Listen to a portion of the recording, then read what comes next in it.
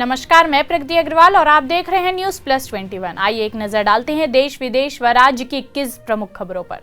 Bahujan Samaj party ने जारी की 9 उम्मीदवारों की नई लिस्ट। अमन मणि त्रिपाठी को नौतनवा सीट से दिया टिकट। झारखंड विधानसभा का बजट सत्र 25 फरवरी से होगा शुरू। कैबिनेट बैठक में मिली मंजूरी। इमरान ने फिर छेड़ा कश्मीर राग, कहा भारत के साथ चाहते हैं संबंध सामान्य करना मगर कश्मीर बड़ा मसला। बिहार बीजेपी के प्रदेश अध्यक्ष ने भी की सीएम नीतीश की तारीफ, कहा उन्होंने समाजवाद का सबसे बड़ा उदाहरण पेश किया। मेरे समर्थन में एक मौन लहर है, लड़ाई कभी सीट के विकल्प के लिए नहीं थी, बोले उत्पल पर्रिकर।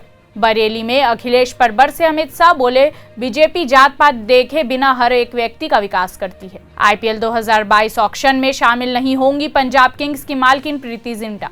सेमीकंडक्टर की किल्लत से नहीं मिल रही राहत। जनवरी में यात्री वाहनों की थोक बिक्री में 8% आई गिरावट। कर्नाटक का हिजाब विवाद पहुंचा मुंबई। कॉलेज के एडमिशन प्रोस्पेक्टस में बुर्का, हिजाब और घूंघट पर बैन को लेकर विवाद। विदेश मंत्री जयशंकर बोले कोरोना से निपटने और वैक्सीन वितरण को लेकर बुनियादी ढांचे पर बनी सहमति। पंजाब चुनाव में कांग्रेस नेता सुनील ने हिजाब मामले पर पीएम से मांगा जवाब, कहा कल सिखों की पगड़ी पर भी उठेगा सवाल। सीएम योगी ने शाहजहांपुर में अखिलेश यादव पर बोला हमला, कहा मैं गन्ने की बात करता हूं और ये जिन्ना की। नक्सलियों ने इंजीनियर को किया अगवा। निर्माणाधीन पुल में कर रहा था काम, जवानों से हुई मुठभेड़। मध्य प्रदेश हाई कोर्ट को मिलेंगे 6 नए जज। राष्ट्रपति की अनुशंसा के बाद विधि विभाग ने जारी की अधिसूचना। टीएमसी ने राज्यसभा में पश्चिम बंगाल के राज्यपाल के साथ जारी विवाद का मुद्दा उठाया। जशपुर जिले में पुलिस विभाग में बड़ी संख्या में हुआ तबादला। बिलासपुर में बैंक कर्मी महिला से युवक ने की सरेरा छेड़छाड़। स्थानीय लोगों ने बदमाश को जमकर पीटा, आरोपी गिरफ्तार।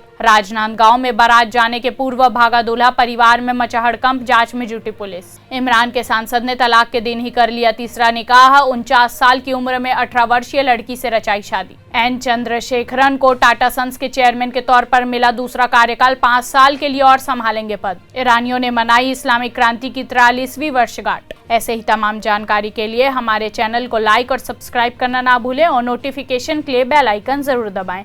देखते रहिए न्यूज़ प्लस 21, आपके हक की बात।